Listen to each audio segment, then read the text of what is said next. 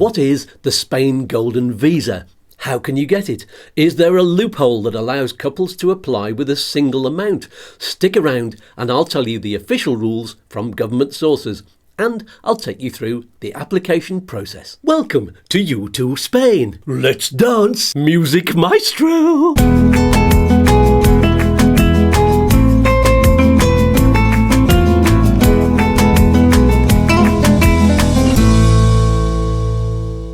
Hi, I'm Skatz. Let's get straight into it. This is the very latest update about the Golden Visa. Feel free to use the time codes and chapter headings to navigate the video and find the answers you need. That's handy. It is. And to make it more interesting, the questions will be asked by Walter, Tommy and Dick. Hello. Oi oi. Cooey. Many hands make light work. You're telling me. First question. What is the Golden Visa for Spain? It's actually called the Investor Visa, in case you're having trouble finding it on the government website.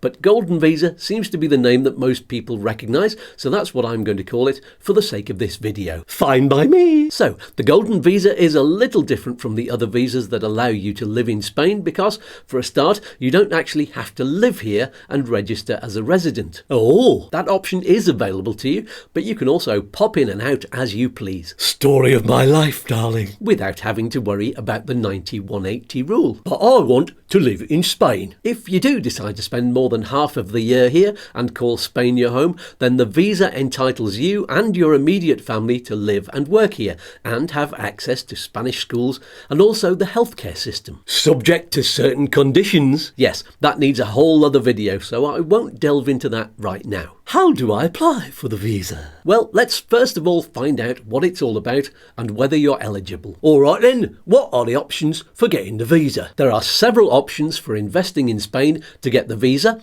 The one that most people have heard of is buying property worth at least €500,000. That's the one I'm going to concentrate on in this video. How do we know this information is official? I've left a link below to the government website that tells you the rules, and you can read there about the other ways to invest. But in a nutshell, they involve investing in Spanish businesses or buying shares worth at least 1 million in Spanish companies or venture capital funds, or investing at least €2 million in Spanish public debt securities. So if I'm going to be buying property, how much must I spend? The rule is you must invest at least €500,000 on the property, and that should be the actual value of the property, not including the taxes and fees you'd expect to pay on top of that. How much will that cost me? It's around 10 to 15%, depending on the property price and the autonomous region. Can I take out a loan or a mortgage to pay for it? You must invest at least €500,000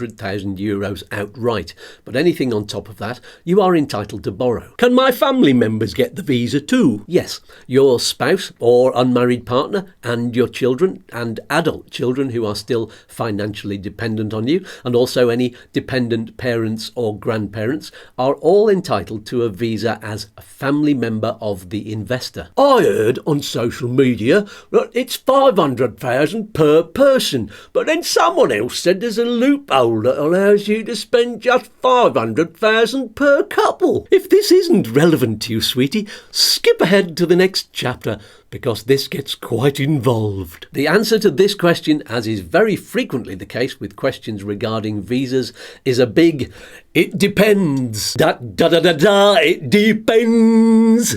Until recently, the government website stated very simply that each investor must spend at least €500,000. So if you're a couple wanting to put both your names on the house deeds, you'd need the property to be worth twice that amount. A cool €1 million.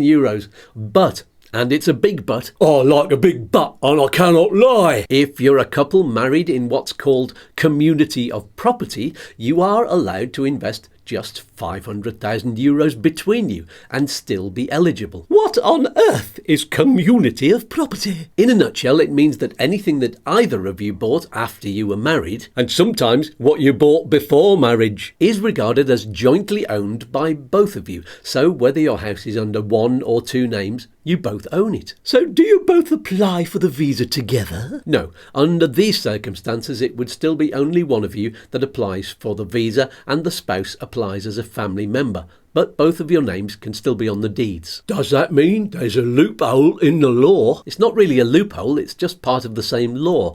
The question you need answering actually is this: were you married in community of property?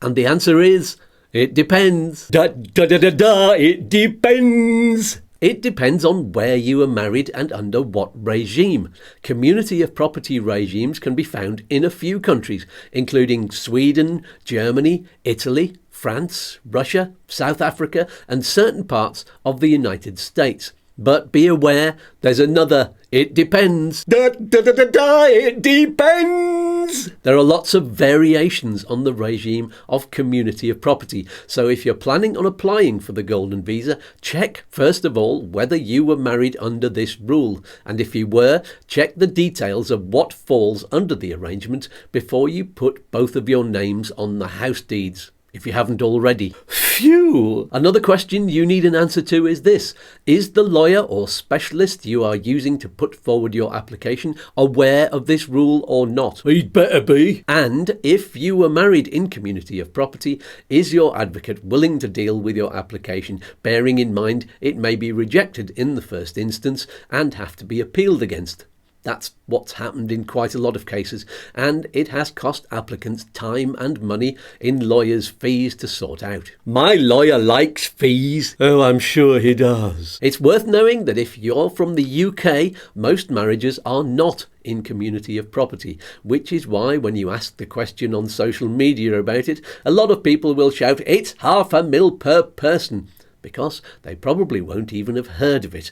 In my experience, a lot of lawyers and specialists either haven't heard of it or are unwilling to take on a case involving this complication, because there's a good chance that the officials in the consulate might not have heard of it too, especially if you're in the UK. Are there any other eligibility criteria? Yes, you must be a non-EU national, be over 18, have health cover in Spain, not be a criminal, and not have been refused a Schengen visa in the past. Can you buy 2 properties instead of 1? Yes, you can, as long as the total amount comes to at least €500,000. Can I use the value of property I've already bought as part of my investment? Yes, you can, as long as you still own it and it was bought since October 2013 when the rule was created. How do you apply for the Golden Visa? There are 2 ways to apply. First of all, you can apply through the Spanish consulate in your country of residence.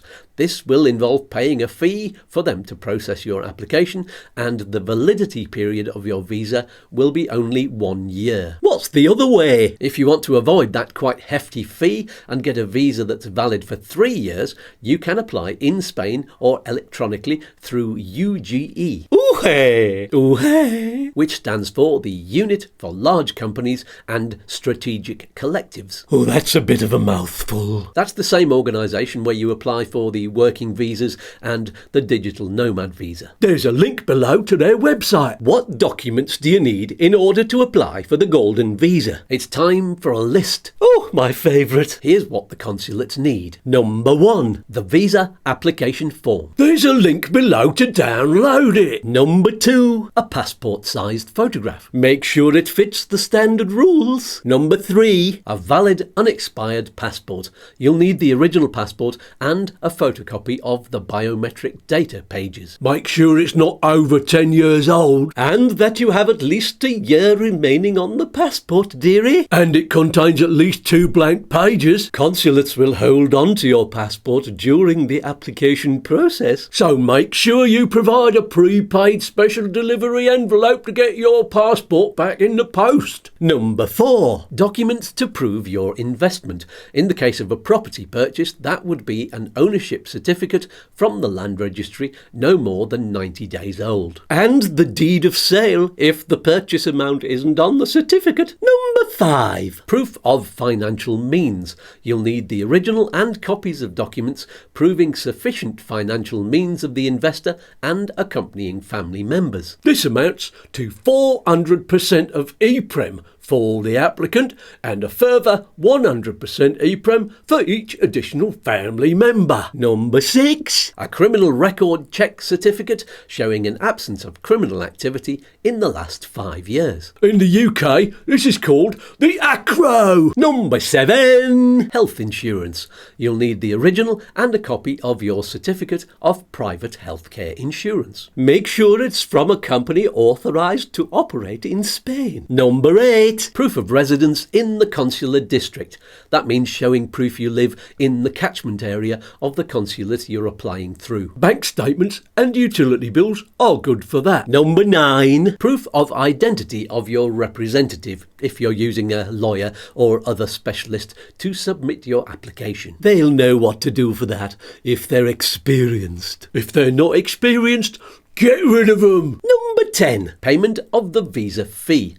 Check with your local consulate to find out what the fee is and how to pay it. Remember, sweetie, that exchange rates vary all the time, so the fee might be different every day in your currency. Speaking of which, if you want to make the most of the exchange rate, there's a link below to my recommended broker, Smart Currency Exchange. Use them and support YouTooSpain in the process, without costing you a penny. It's a win-win-win with a cherry on top. Right, those are the official rules. Don't forget your situation might be another it depends. It depends. So don't take anything for granted. If you need a good lawyer to help you out, write to youtosmile@gmail.com with your name, number and a quick message to say it's about the golden visa, and I'll pass that to our trusted partner to get in touch with you straight away. If you have any more questions, ask in the comments below, dearie. And while you're there, click on the like button, subscribe and click on the bell so you're the first to get notifications